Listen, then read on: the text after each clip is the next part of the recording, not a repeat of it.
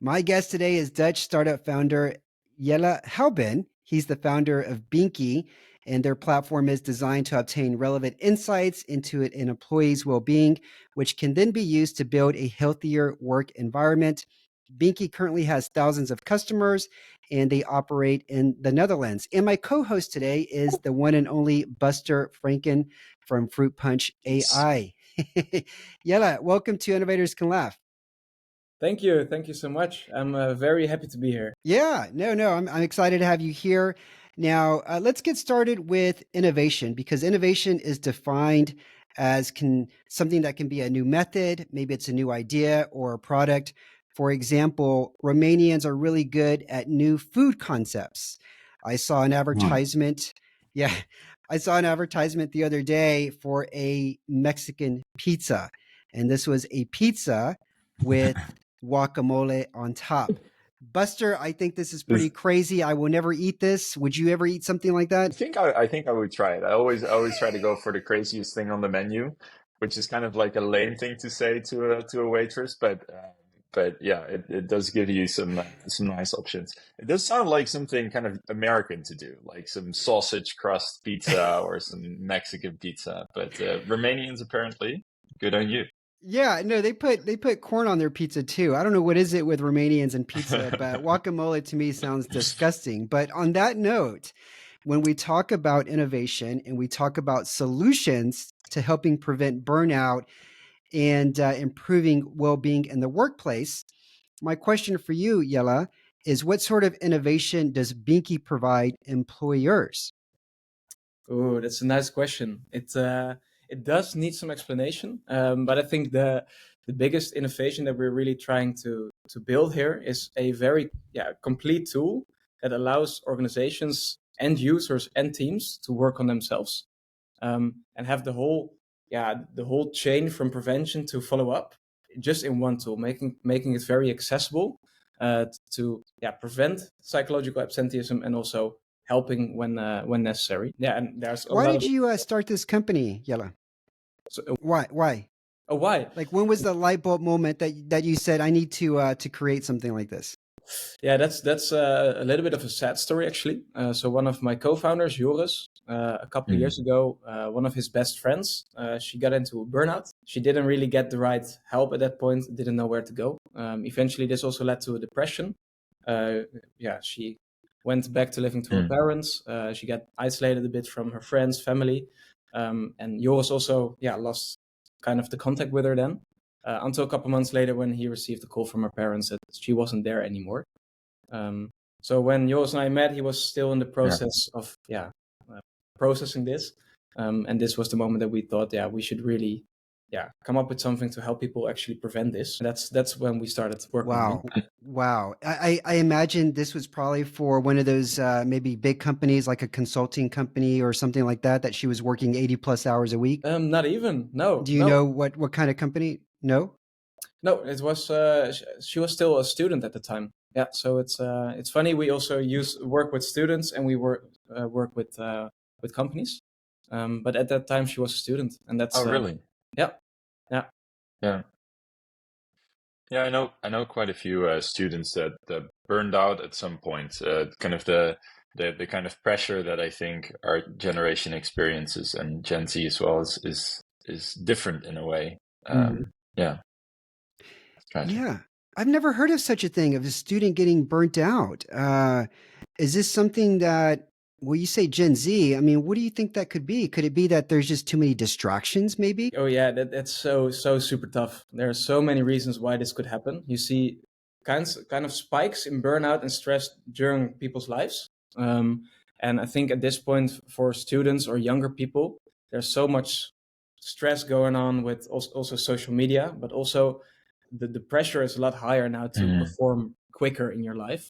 Not sure if it's because of ourselves Mm. or because of the society, but that's also what we really see.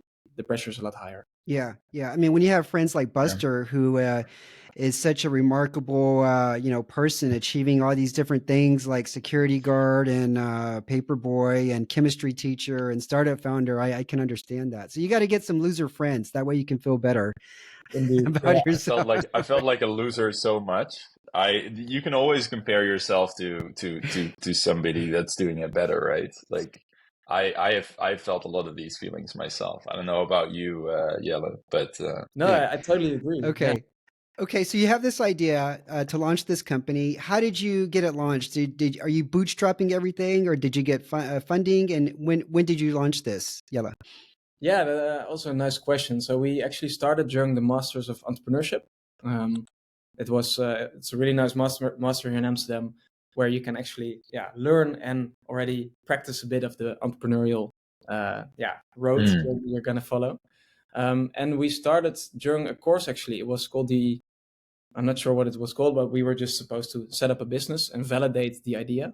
And we just started doing that for 2 months, and then we realized it was quite a Hmm. nice idea, and the problem was really there.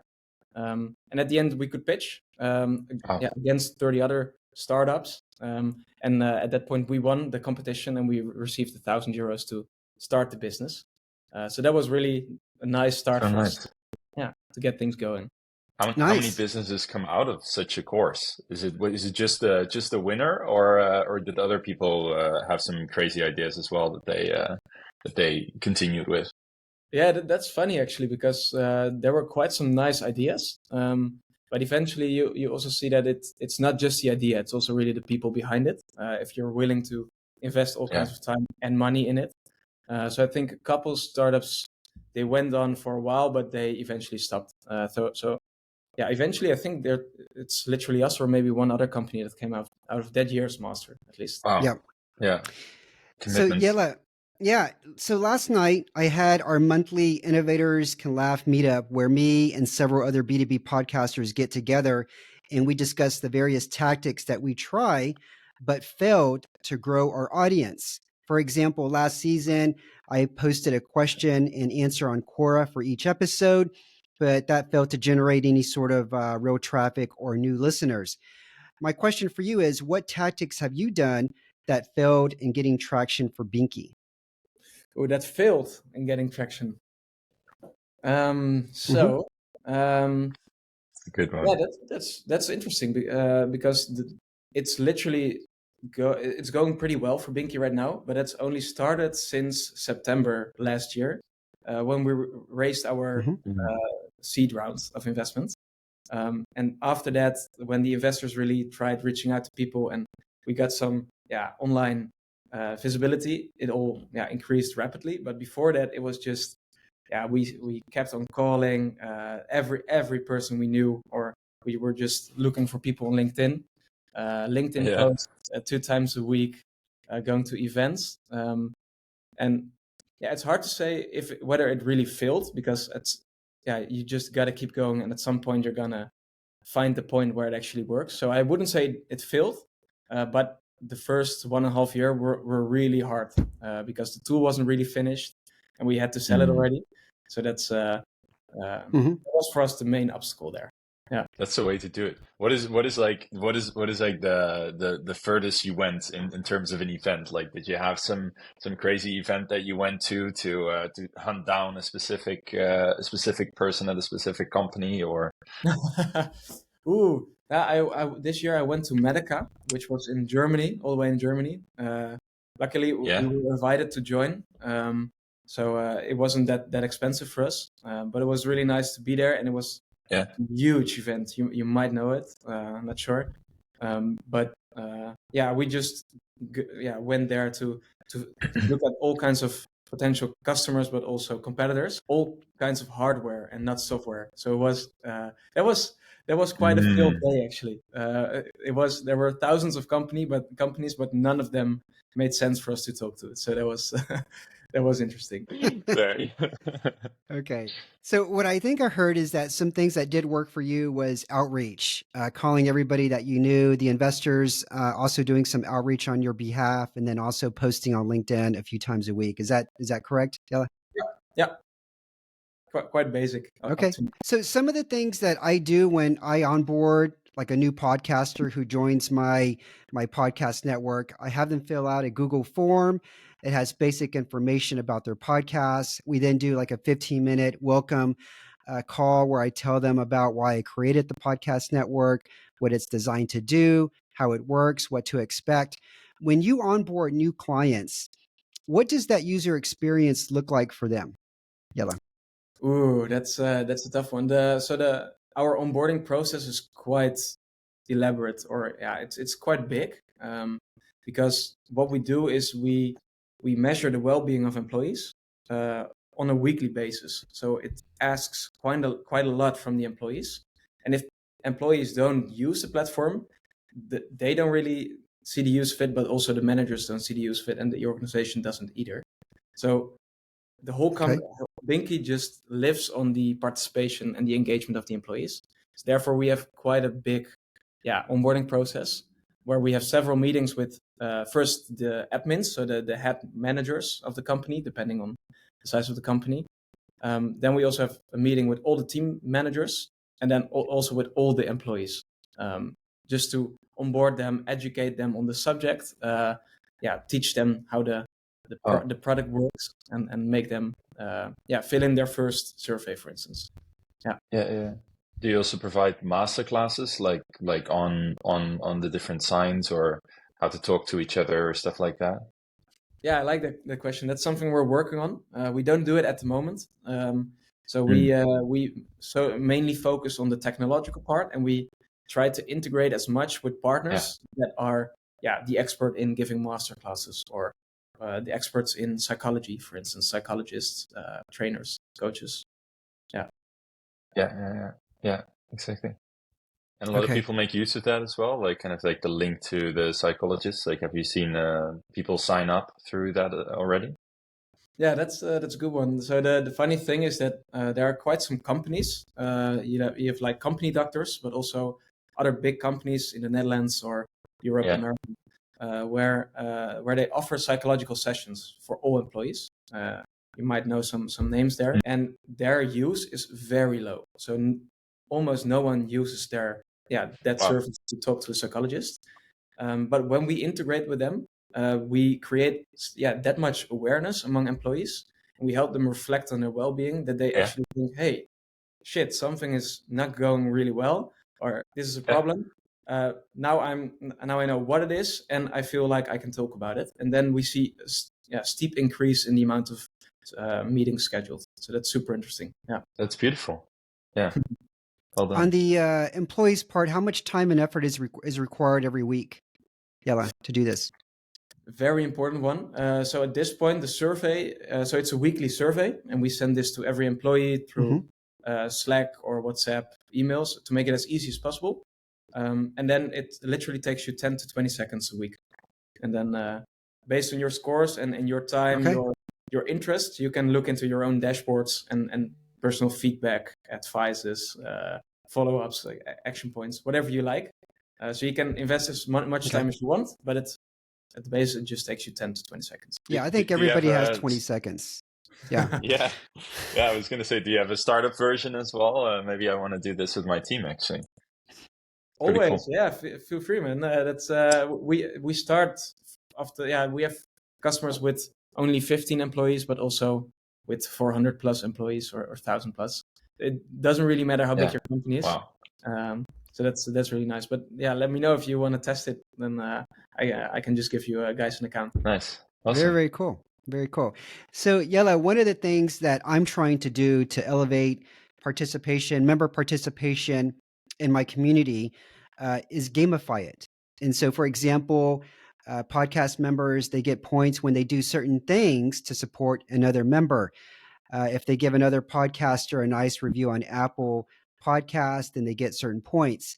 If they recommend someone who would be a great guest, then they get more points. What is something that Binqy, that the platform does to help teams and leaders to elevate their performance? Ooh.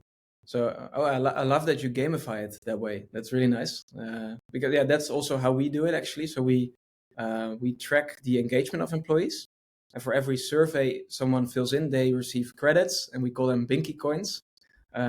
They can spend them on separate company reward pages. So the company can give rewards to their employees in exchange for those Binqy coins, and that's really increasing the engagement. So we have I think the engagement is around 87% per week amongst all our users, and that's all thanks to the rewards, the gamification thing. And because also Really? regarding the performance, we hope to eventually also implement a way that we can reward employees for actually taking action. So when we can track that someone improves or takes action because of our feedback, then they would give extra, would receive extra Binqy coins. So that's in the future, but that's will be really nice. And what can they spend the Binqy coins on now? Like a spa day or something? We're like relax. we're quite at the beginning of this still. So we have several ideas here, but what we do right now is that a manager can just add their own benefits or rewards in the platform, and it depends on a free day to having a free lunch or maybe a group activity. But at some point, we would also like to have our own rewards there, and people can just save up for it. Yeah, exactly. The big question right now is, Buster, what kind of rewards are you going to offer to your team? I think maybe I think a spa day is a good one, like a deep tissue massage, a trip to Barcelona or something. Yeah. Oh wow! Shit, that's a good one. You want to work at Fruit Punch now? Yeah. Initially, I was thinking you were going to give him like like a fruit tray or something because of the name, right? Here's a pineapple and some oranges and apples. Here's an apple a day. Keeps the doctor away, but actually no, go see a doctor. Yeah. Okay. Well, that's very, very cool. I'm excited for you. What are you excited about in the next 12 months as it relates to Binqy, Jelle? Oh, yeah. So this is going to be actually a very important year. So we're very happy with how everything is going right now. But for now, for this year, the main focus is on finding the perfect product market fit. So we have, as I told you at the beginning, we have different kinds of income streams, for instance, or different kinds of customers. So we have with companies, partnerships, etc. So this year we really want to figure out what's the best way to go. Do we just want to integrate like a white label with platforms, or do we want to have our own customers? But we also just started working with company doctors. So a doctor have have easily 150 customers, and they know exactly in which company it's going bad or it's going well. Very cool. And that's exciting. What tests? Yeah, what tests are you doing, and how are you gonna determine which one you're gonna go for? Is there also a component of kind of like the kind of company that you want to build, or are you going purely by the numbers? Oh, I love that one. That's also, I think, I think that's also one of my struggles personally. So, so we started Binqy with 3 of us, and the 3 of us are all first-time founders. Luckily, our investors are super experienced, so that's really nice.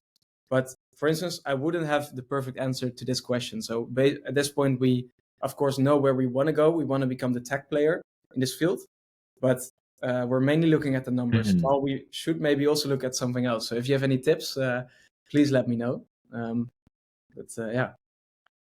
Yeah, man. I was trying to go by the numbers for a long time, and then but there's this thing it's called intuition, and eventually made a decision on intuition, and then that turned out to work really well. Sometimes there's these things that you can't quite capture yet, but you feel it. It sounds like bullshit, but can be very valuable. No, 100%. I definitely know. When I started my network, it was just all on intuition, like that gut feeling that you have. Yeah, exactly. If you only go by the numbers, you shouldn't start a startup in the first place, right? Yeah.